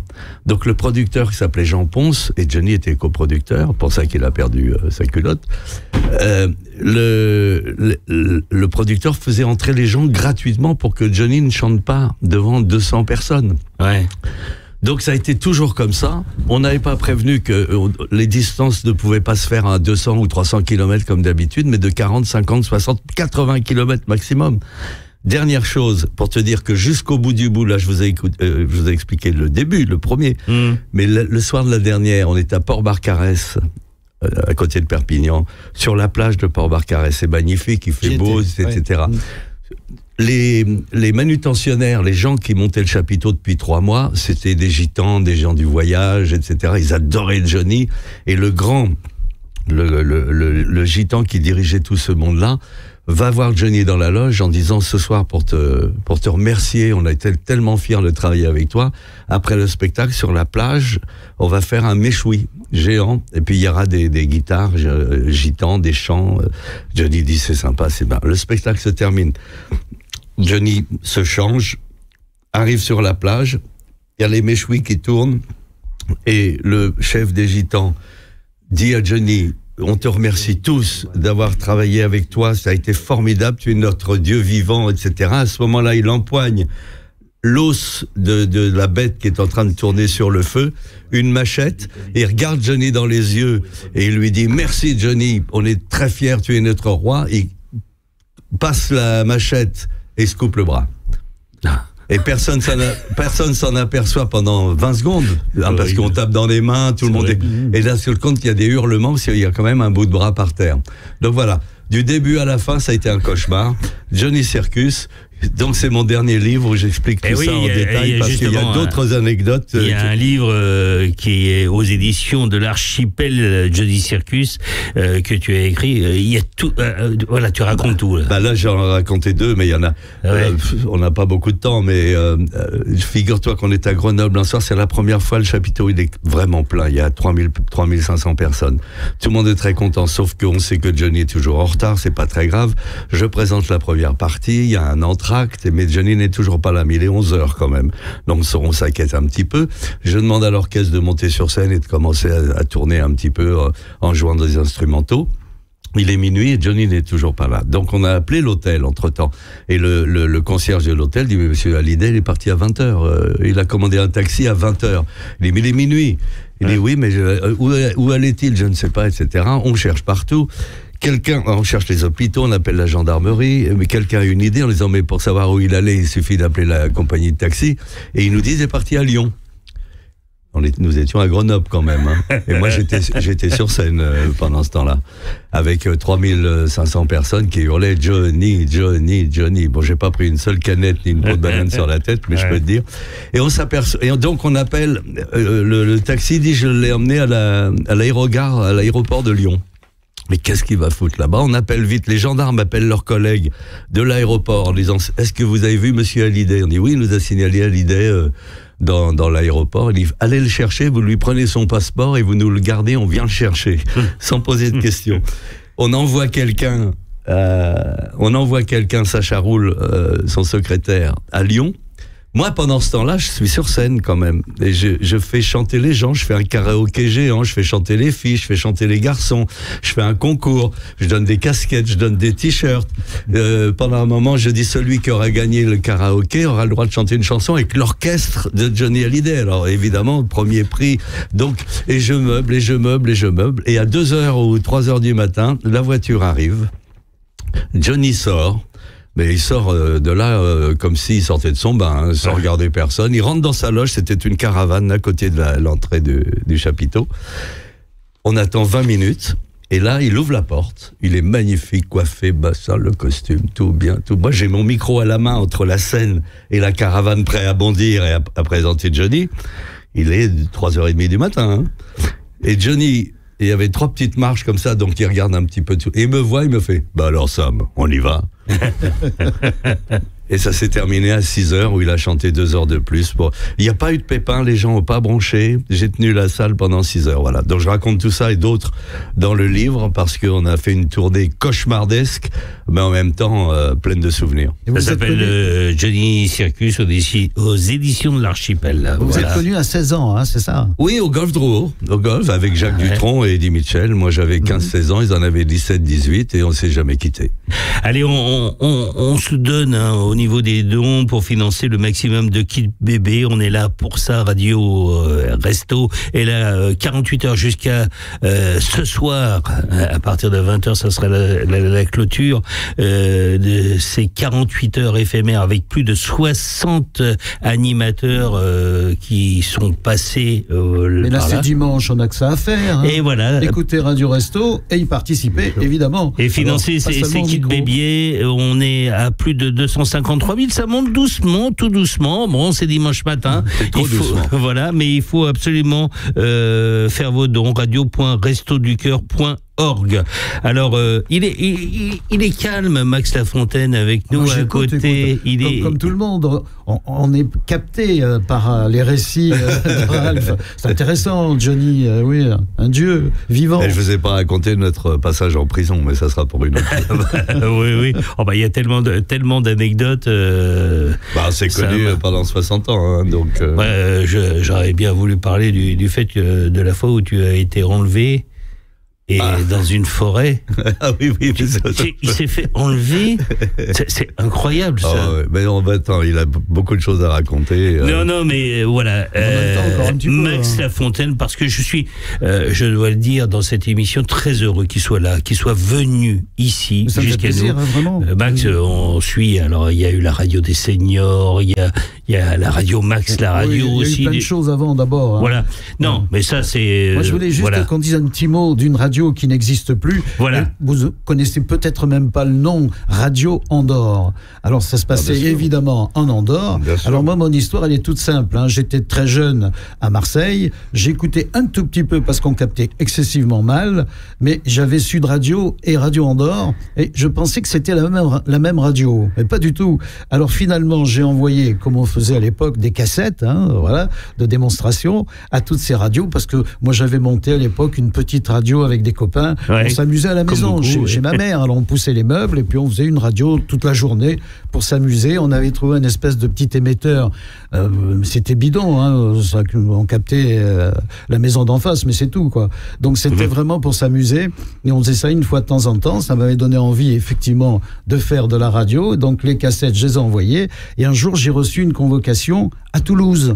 Alors moi, je pensais que c'était Sud Radio, pas du tout. J'arrive au 22 rue Bayard, mais à Toulouse. Donc c'est pas la même. Et là, personne, pas une secrétaire, personne. Alors je rentre et puis j'attends, et au bout d'un moment, j'entends ma petite cassette et je vois un monsieur qui arrive et c'était le directeur général de la radio qui m'explique qu'effectivement, cette radio, ça se fait en Andorre.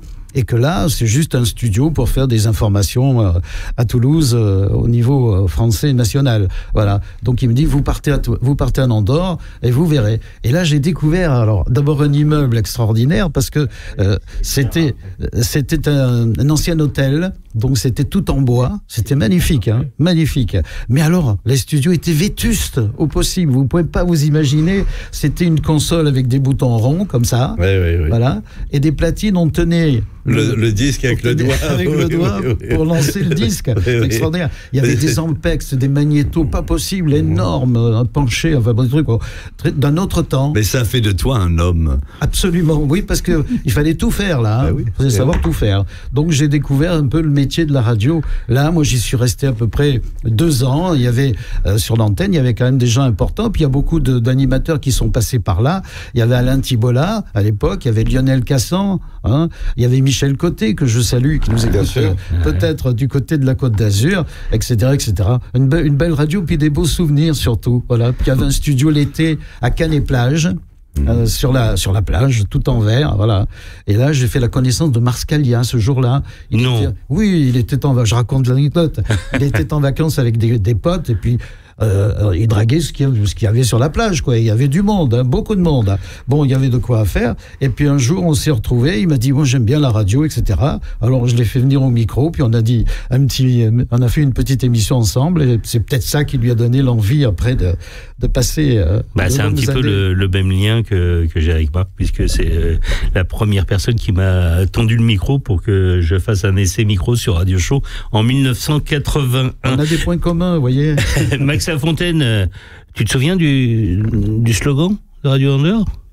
Oui, la Radio Andorre, non ? Radio Andorre. radio en or. Radio en or. La radio en or.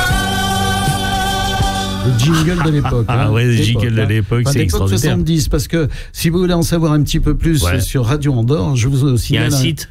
Aki Radio Andorre. Ouais. Alors c'était même le jingle à l'époque, Aki Radio Andorre, qui était enregistré, je ne sais plus, par une espagnole, enfin je ne sais plus très bien, puisque la radio, il y avait le soir des émissions en espagnol et la journée en français.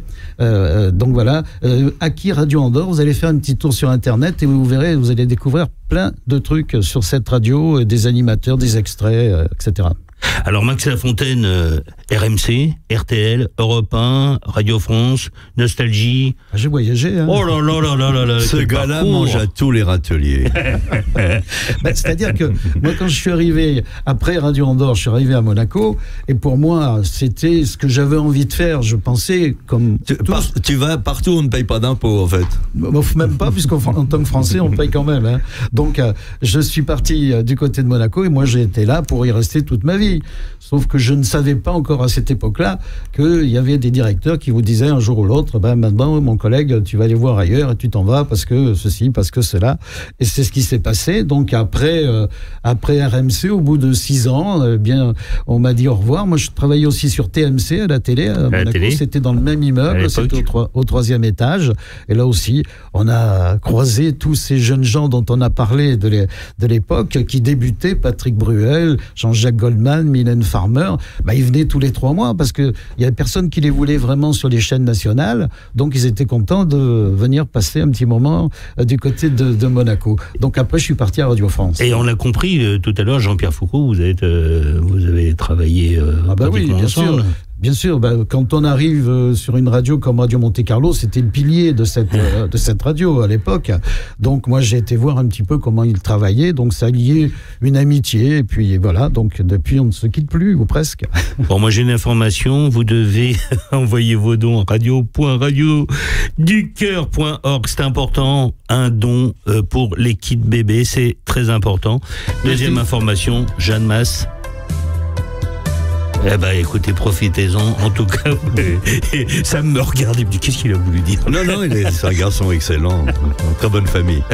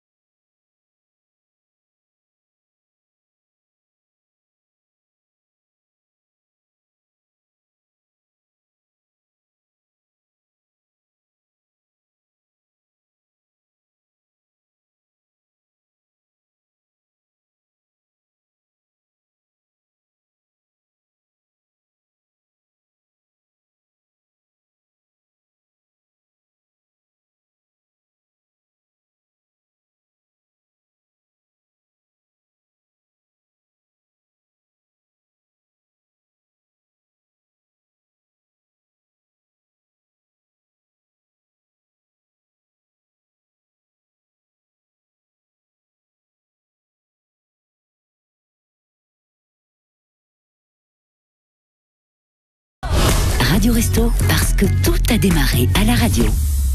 Eh oui, tout a démarré à la radio, c'est vrai. Tout a démarré à la radio. Alors là, on est en plein dedans, puisque avec les légendes, on a eu André Torrent, Jean-Pierre Foucault, Max Lafontaine qui est avec nous, Sam Bernet. Le Punette, le roi de la motocyclette. On a eu également Michael Jones tout à l'heure. Et encore des souvenirs. On a au téléphone Cyril. Ah bon? D'accord. Non, tu voulais dire? Non, on faisait une petite intro parce que Cyril, c'est un vieux copain, c'est un des vraiment des fondateurs, un des fondateurs de RFM première époque avec Patrick Meyer. Et ben voilà, on va aborder le thème. Tu voulais nous parler de quoi? Je voulais simplement faire un rapprochement entre Cyril Viard que nous allons entendre, et je vais être ravi de le retrouver via le micro, et puis de parler de Coluche qui venait nous voir tous les soirs de 19h à 20h avec Lucille. Comme introduction. Cyril, bonsoir. Bonjour d'ailleurs, parce que. Oui. Bienvenue, Cyril Viard, sur Radio Resto. Est-ce qu'on t'entend bien? Bien. Ah non, faut remettre une pièce dans le téléphone. Voilà. Mettez une pièce dans l'appareil. Appuyez sur le bouton. Donc, si tu veux, Patrick Meyer, qui avait été le patron de Radio 7, qui était une station de jeunes dans le groupe Radio France, avait un jour, pendant la présentation, enfin, Coluche se présentait à l'élection présidentielle, et Patrick Meyer avait dit, on va l'inviter justement pour parler de cette élection, et la direction de Radio France de l'époque avait interdit d'inviter Coluche. Donc Patrick Meyer avait dit, s'il ne vient pas, je démissionne. Et donc il a démissionné, et Coluche lui a dit, écoute, si un jour tu as démissionné à cause de moi, si un jour tu as besoin de moi, je serai toujours présent. Et quand en 81, Patrick Meyer a démarré RFM, le plus naturellement du monde, Coluche est venu en direct, live, tous les soirs à la station. Et on le retrouve, c'est à l'époque RFM. La radio couleur. André Torrent, bonsoir. Ah, c'est pas celui-là. Ça, c'est André Torrent. Non, il n'était pas avec nous, André, malheureusement. C'est Patrick Meyer et Coluche sur RFM. Et on a démarré, et au bout de quelques mois, ça a été un énorme succès. Et puis un matin, je téléphone à Coluche, que je n'avais pas vu depuis quelques semaines, qui avait apprécié le fait que moi je sois parti de Radio France quand ils ont interdit à Coluche d'y passer. Et il me dit, allez non, je sais pas ce que tu sais, toi, mais moi j'écoute une radio, c'est formidable, tu devrais écouter, c'est super, c'est RFM. Je dis, écoute, ça tombe bien, c'est celle qu'on fait. Et il dit, bon, alors si c'est ça, bouge pas, je termine mon film. Je crois qu'à l'époque, il tournait Le Maître d'école. Et il m'a dit, je termine dans un mois, et je viens faire de la radio avec vous, les fous, et salaire zéro. Je dis, écoute, à ce point-là, j'en signe tout de suite. Et il est venu, et ça a été le délire formidable que tout le monde connaît. Hello. Yes, it is RFM. My name is Coluche. I am poor lonesome comic. I funny myself. Il est con. Et voilà, un petit souvenir. Cyril Viard qui est avec nous, que l'on a retrouvé. Cyril, bonjour. Oui. Ah c'est pour ça. Eh oui, on t'a bien cherché d'ailleurs. On t'a retrouvé, Cyril Viard, animateur de Radio Français, et t'es connu pour avoir fait partie de la première équipe d'antenne de RFM avec, tu te souviens, Sam? Oui, bien sûr. Bonjour Cyril. Bonjour, ça va bien. Oui. On sent qu'il est loin, Cyril, hein, malheureusement. Non, je sais pas, c'est vrai qu'on l'entend mal. Et quel souvenir de cette époque, Cyril? Des souvenirs. C'était une époque assez sympa. Et puis on avait un avantage extraordinaire, c'est qu'on avait une petite culture musicale que beaucoup d'animateurs n'avaient pas. Et donc ça nous permettait d'avoir une programmation qui était étonnante et qui étonnait les gens. Ce qui nous a permis justement de faire rapidement une percée, non pas parce que les animateurs avaient un talent énorme, la plupart ils y débutaient, mais simplement parce qu'il y avait une programmation qui était, pour l'époque, et même encore maintenant, elle était superbe. Voilà, toute l'histoire. C'est le début. voilà, c'est cette radio, la radio couleur, l'engouement, Coluche à l'époque a été, voilà, ça, on en a beaucoup parlé. C'est mythique maintenant. Oui, c'est mythique. Non, mais Cyril a raison. La programmation était formidable et je reviens un petit peu à ce que je disais tout à l'heure au niveau de la discothèque Rock 'n' Roll Circus que j'avais montée et créée pour mettre la musique que j'aimais, pour faire plaisir à des gens qui viendraient. Et la radio, c'était la même chose avec Meyer. On avait décidé de passer que de la entre guillemets bonne musique, de la musique qu'on n'entendait pas ailleurs et de la musique excellente. C'est vrai que Cyril a raison. On avait tous une culture musicale plus importante que la moitié des animateurs de l'époque et donc on avait une programmation qui a attiré tous ceux qui justement voulaient nous rejoindre dans cette couleur musicale. Parce qu'à l'époque, à l'époque, faut le préciser, sur les périphériques, c'était la journée très populaire et c'était seulement le soir vers 18-20 heures où ça commençait à être de la musique un petit peu plus spécialisée. 22 heures. Oui. 22 heures. Oui. Pourquoi ça n'a pas marché RFM? Pourquoi ça a été brouillé? Non, je veux dire, pourquoi il y a eu ce brouillage? Cyril pourra en témoigner. C'est-à-dire qu'à l'époque, on n'avait pas le droit de faire de la publicité.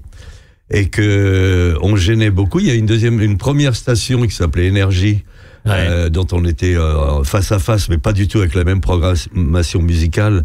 Mais on était les deux plus fortes radios de cette époque 80, radio libre, enfin libre.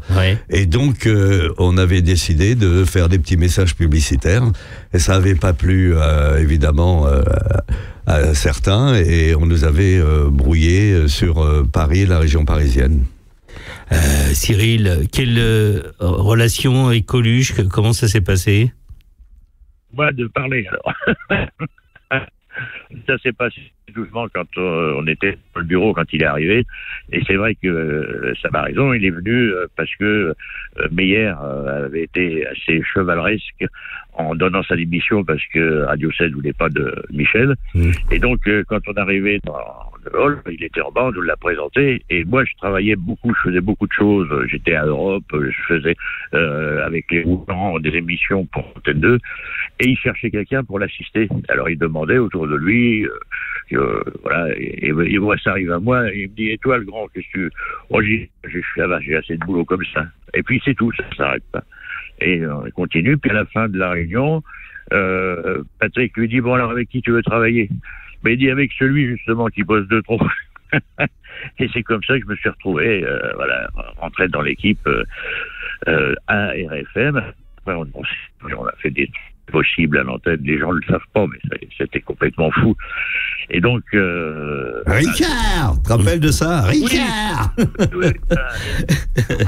Oui, pendant un moment, tous les soirs, on recevait une société qui produit des Tiffanisés. On recevait des cadeaux, des bouteilles, des trucs comme ça. Ils voulaient les remercier, mais ils ne pouvaient pas le dire. Et alors, j'avais trouvé une combine, j'avais dit, écoute, t'as qu'à dire que c'est du Paul Circuit.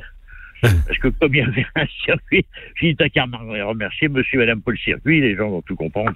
Et c'était étonnant l'écoute qu'il avait, parce que en entendant Porte Saint-Cloud, je vais pour acheter des cigarettes, et il y avait deux types qui arrivent au bar et qui disent au patron, tiens, donne-nous 2 Paul Circuit.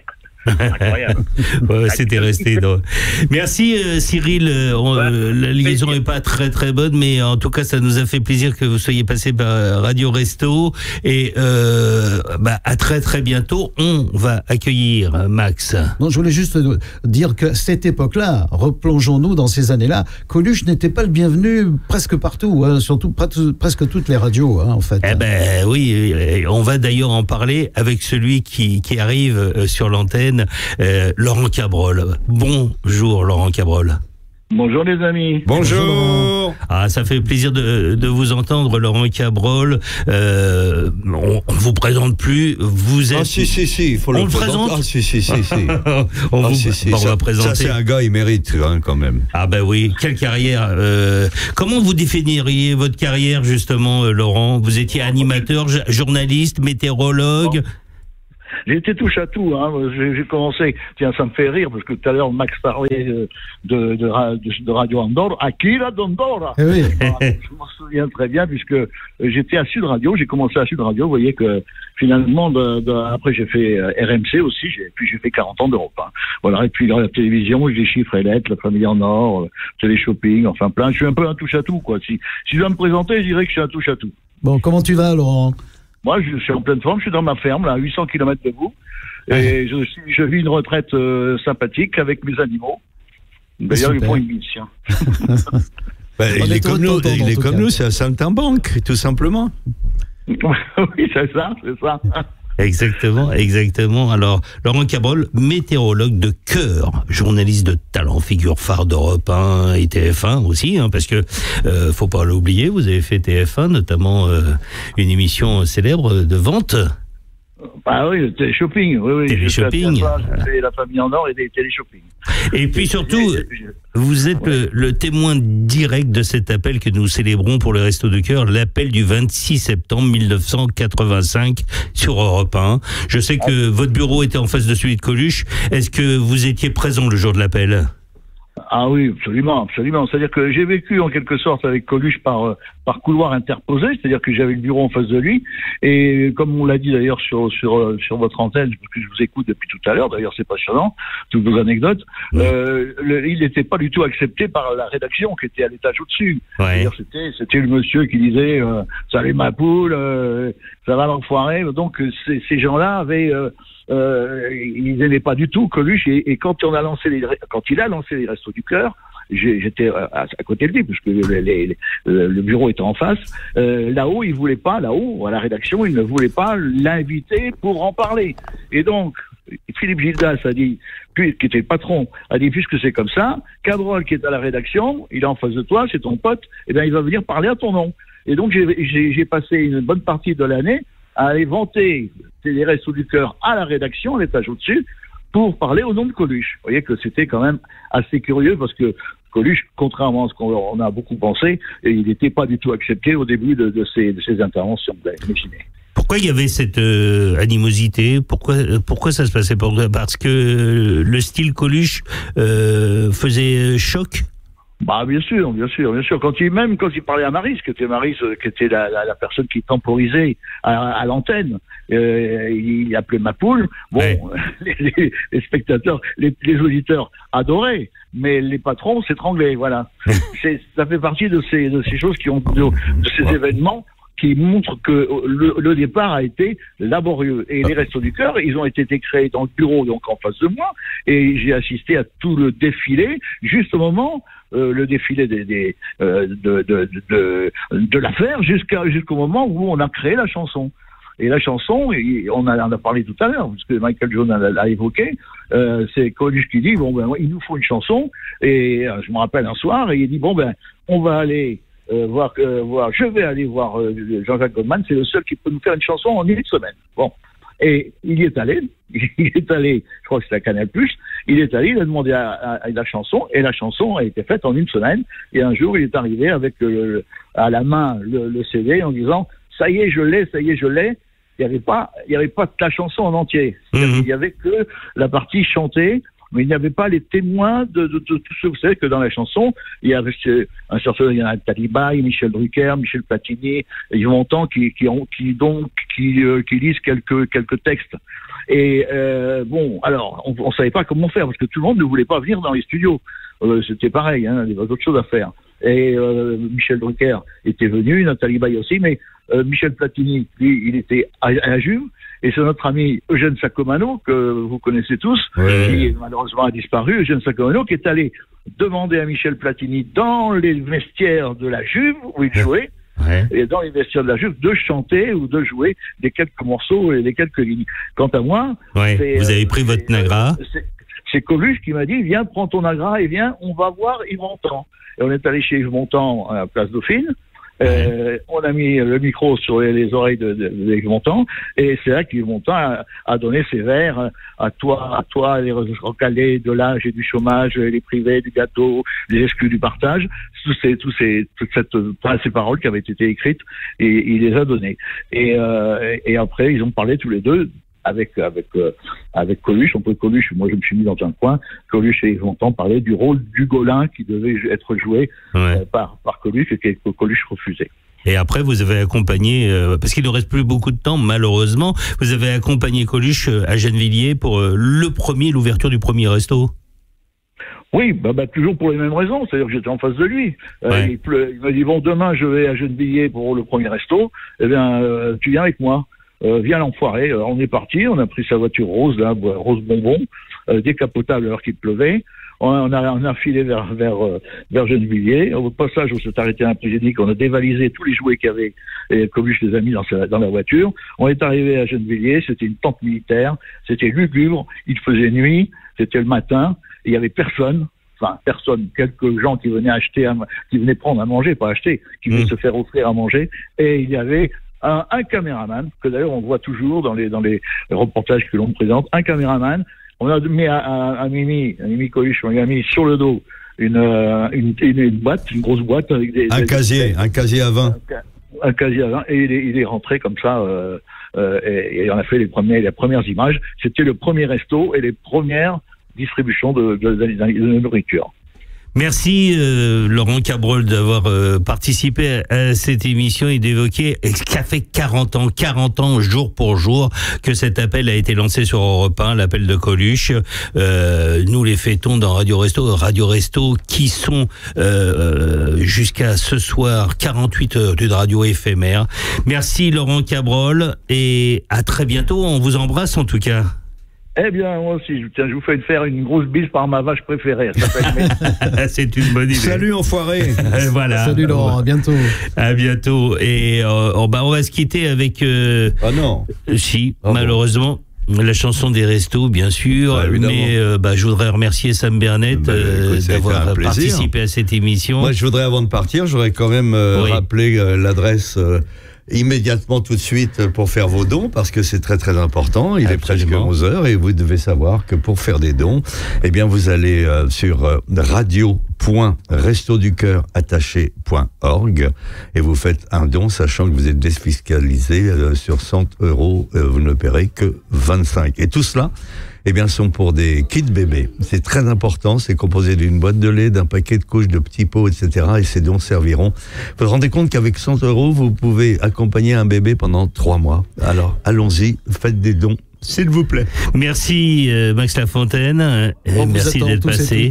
Merci à André Torrent, merci à bien sûr Laurent Cabrol, Jean-Pierre Foucault, Michael Jones. Tous les enfoirés en fait. Les enfoirés qui sont intervenus ici. On vous remercie à tous. Merci à Laurent Petit-Guillaume que l'on remercie de nous avoir accueillis pour ces Restos du Cœur. Et je voudrais simplement faire un gros bisou à mon ami Jackie Gallois également. Voilà. Et à très très vite. Et n'oubliez pas les Restos du Cœur.